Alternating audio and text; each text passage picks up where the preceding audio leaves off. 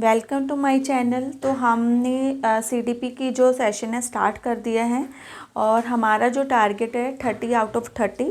और सीडीपी के जो सिलेबस है हमने ऑलरेडी डिस्कस कर लिया। हमने जो फर्स्ट उसका पार्ट है, फर्स्ट टॉपिक है, वो भी हमने स्टार्ट किया है।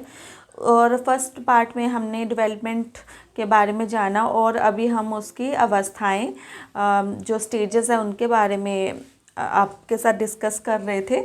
और स्टेजेस में हमने आपसे बात की थी। जो स्टेजेस है वो स्टार्ट होती है हमारी प्रीनेटल स्टेज से। प्रीनेटल स्टेज से स्टार्ट होती है, फिर नेक्स्ट हमारी आती है जो है चाइल्ड जो शेषवावस्था। और शेषवावस्था में हमारी आती है पूर्व बाल्यावस्था एंड उत्तर बाल्यावस्था। उसके बाद हमारी जो नेक्स्ट स्टेज है वो है हमारी किशोरावस्था, जिसे हम एडोलसेंस कहते हैं। एडोलसेंस के बारे में हम अभी बात करने वाले हैं। एडोलसेंस के बारे में 12 से 18 वर्ष की ये आयु होती है। कहीं कहीं पर ये 13 वर्ष से लेकर 18 वर्ष की हो सकती है। तो आपको ये मतलब क्लियर रखना है, 12 से लेकर 18 वर्ष या 13 से लेकर 18 वर्ष। तो हम बात करने वाले हैं किशोरावस्था के बारे में, जो हमारी 4th स्टेज है। किशोरा अवस्था, जिसे हम कहते हैं एडोलसेंस, ठीक है।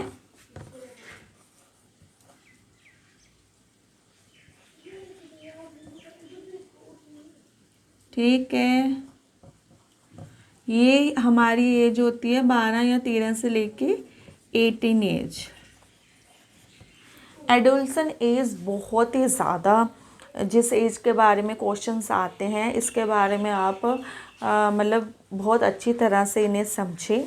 एडोलसेंस एज एक ऐसी एज है जो कि एक ट्रांजिशन की एज है। मतलब इसी से आपका ट्रांजिशन एज भी इसे कहते हैं, गोल्डन एज इसे कहते हैं, और इसे तूफ़ानी मतलब एज भी कहते हैं। क्योंकि इसी एज में बहुत सारे क्वेश्चंस, बहुत सारे डाउट्स, बहुत सारे जो सेल्फ को लेकर डाउट्स क्लियर मतलब हमारे मन में आ जाते हैं। तो इसलिए इस स्टेज को हम गोल्डन एज भी कहते हैं, और इसे हम तूफ़ानी एज भी कहते हैं, स्टॉर्म एज जैसे कहते हैं। और इसी एज को हम ट्रांजिशन एज कह भी कहते हैं। ठीक है, तो इस एज को हम क्या क्या कह सकते हैं? इसे हम कहते हैं गोल्डन एज,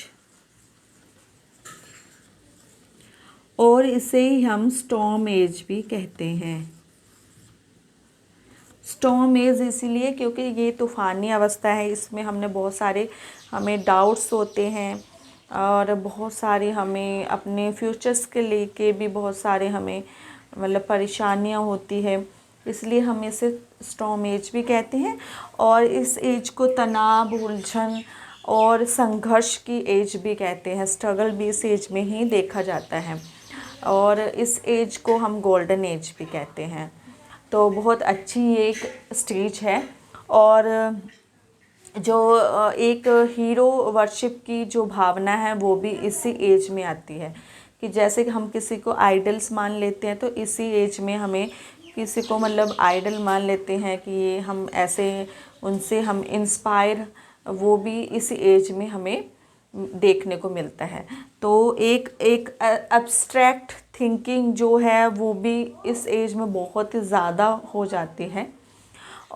इस एज में मतलब बच्चे बहुत ज़्यादा मतलब एक कठिनाई से, संघर्ष से, स्ट्रगल से गुजरते हैं, इसलिए इस एज को बहुत ज़्यादा महत्व दिया गया है। और बहुत सारे क्वेश्चन इसी एडोलसेंस एज के बारे में आ जाते हैं कि एडोलसेंस एज को और कौन कौन सी नाम से जाना जाता है। तो इसे हम संघर्ष, struggle, golden age, storm age, तनाव, उलझन, और हम तनाव,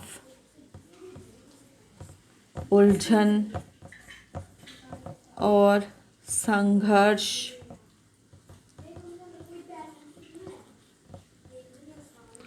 और हम इसे कह सकते हैं हीरो वर्शिप। वो भी हमने आपको बताया है, हीरो वर्शिप। ओके,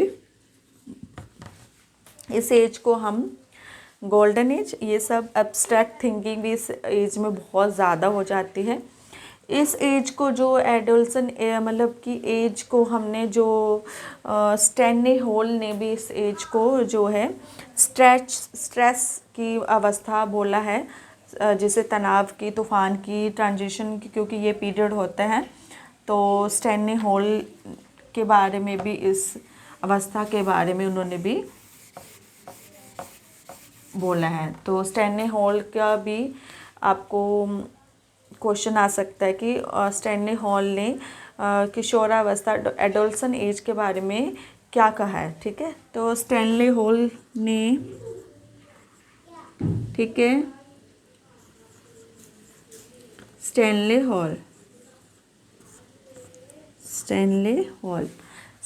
हॉल ने एडोल्सन एज को क्या बोला है? स्ट्रेस, ठीक है, स्ट्रेस एंड स्ट्रॉम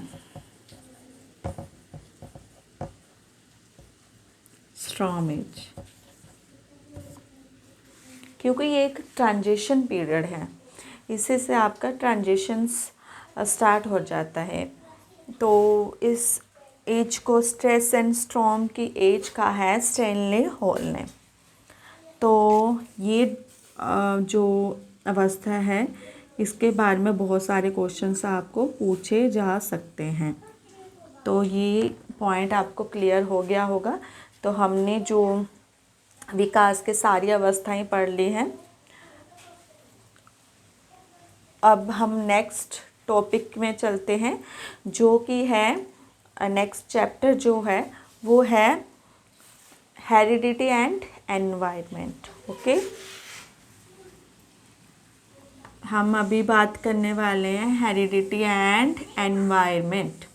हेरिडिटी, जिसे हम कहते हैं आनुवांशिकता, और एनवायरनमेंट, जिसे हम कहते हैं वातावरण।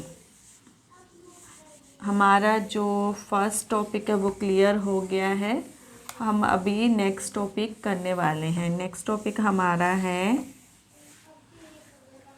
Heredity and environment.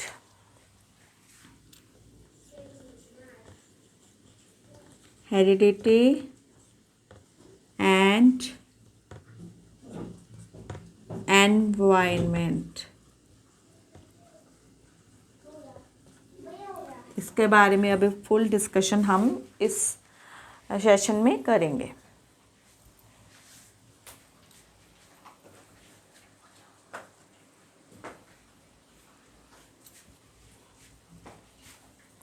हेरिडिटी, जो कि जिसे हम आनुवांशिकता कहते हैं, और एनवायरनमेंट आपको वातावरण। तो जो हेरिडिटी है ये एक फिक्स्ड फैक्टर होता है और एक स्थिर फैक्टर होता है। इसे हम क्या बोलते हैं? Fixed and static. ठीक है, हेरिडिटी क्या है?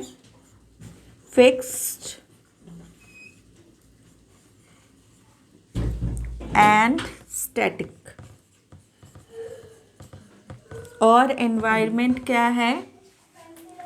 परिवर्तनशील है, मतलब ये चेंज हो सकता है। ये है हमारा